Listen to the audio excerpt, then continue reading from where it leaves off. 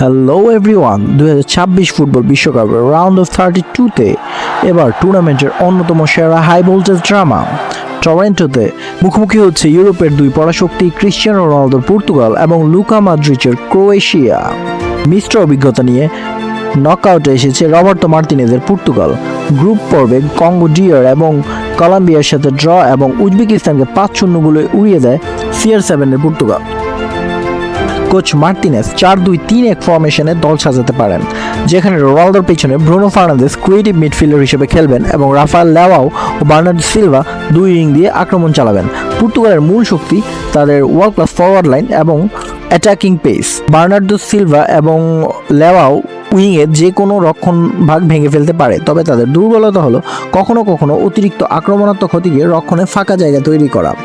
পর্তুগালের players to watch হচ্ছে CR7 এবং বার্নার্ডো সিলভা। অন্যদিকে জ্লাতাকো দালিচের ক্রোয়েশিয়া গ্রুপ পর্বে কিছুটা রোলার কোস্টার জার্নি পার করে এসেছে।